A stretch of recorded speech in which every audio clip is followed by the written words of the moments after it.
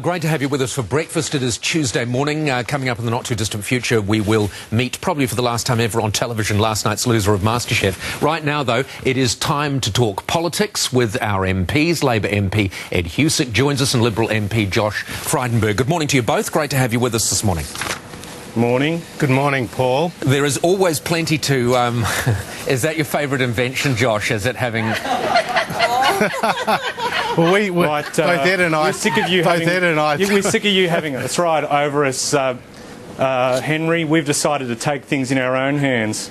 Fantastic. Well, Paul, if you're not going to come to Canberra, we have to come to you. No, that's brilliant. That's exactly. Brilliant. It's everyone looked like Kevin That's one thing Josh Frydenberg said I agreed with. All right, guys, let's talk the 1,700 workers, the EMAs. And I'd be interested to hear your view on this too, Ed, because, of course, in a former incarnation, you were a union leader.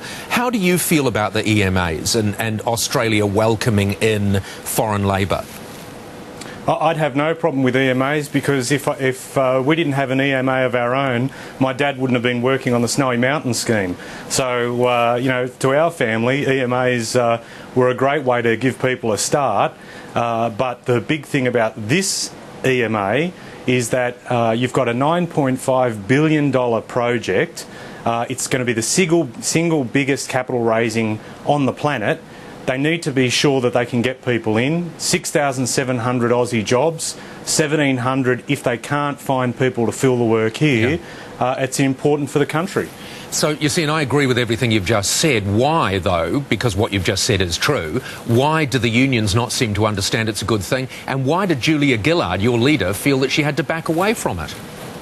Oh, I think the PM was quite supportive yesterday of what, and you know, is indicated yesterday, and all of us in government realise that, you know, with big projects where you've got big demands on people, you need to be able to, you know, and certainly there are a lot of Australians that have moved parts of the country to go and work on these projects, that we need people to make these projects move to keep the investment in Australia. So why can the unions not understand it's a good thing?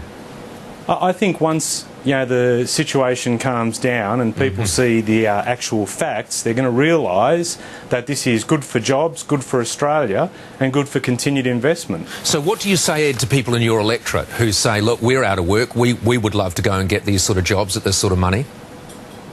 Well, there are people from the electorate that have moved to the other side of the country, and there are others that have taken advantage of relocation allowances to do so, but it's not for everyone, Paul, and not everyone wants to move to the other side of the country in those conditions, even though, you know, wages are what? On average about over $2,000 a week. Yeah. So for people that want to go, there's certainly the opportunity to do it, but it's a recognition of the facts of life that it's not suited for everyone. This is a slight tricky one for the coalition, Josh, for the Liberals, isn't it? Because this is the sort of thing that you would do, although ironically Tony Abbott was talking against it when it was first announced.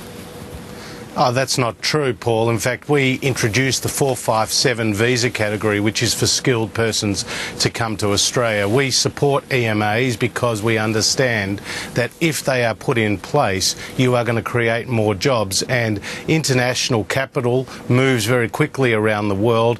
If projects are not delivered on time and on budget, that money will move elsewhere. Look, our view about this EMA, though, is that it's really divided the government.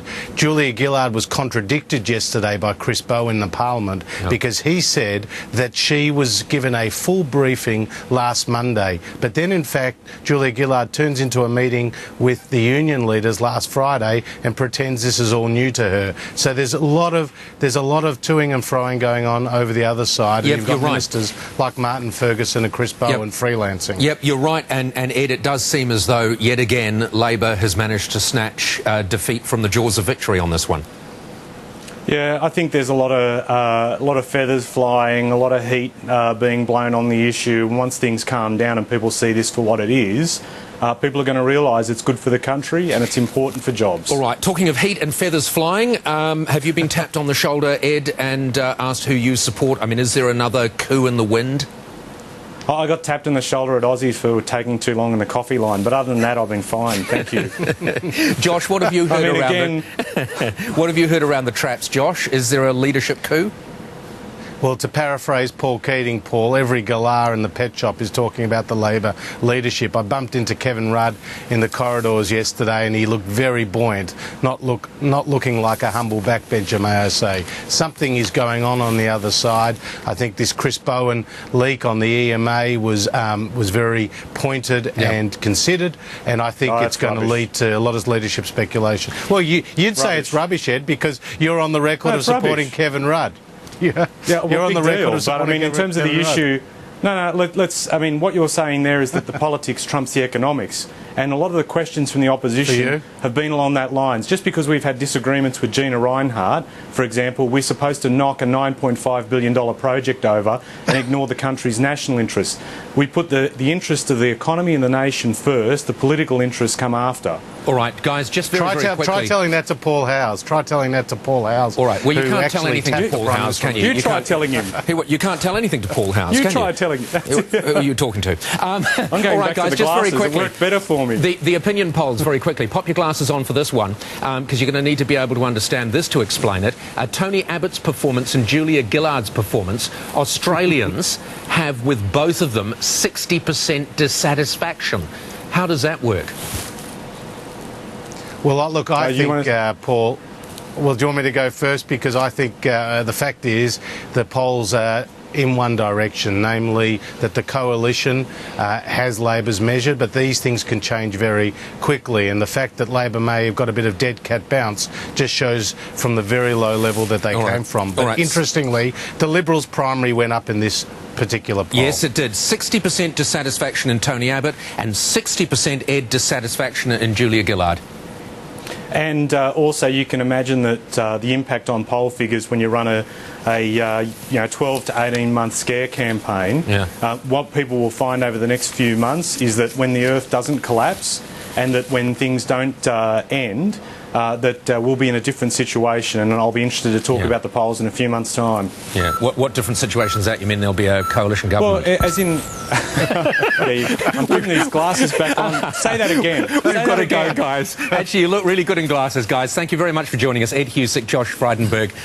You heard the time signals. Time for the latest news with Ron. And here it is right now.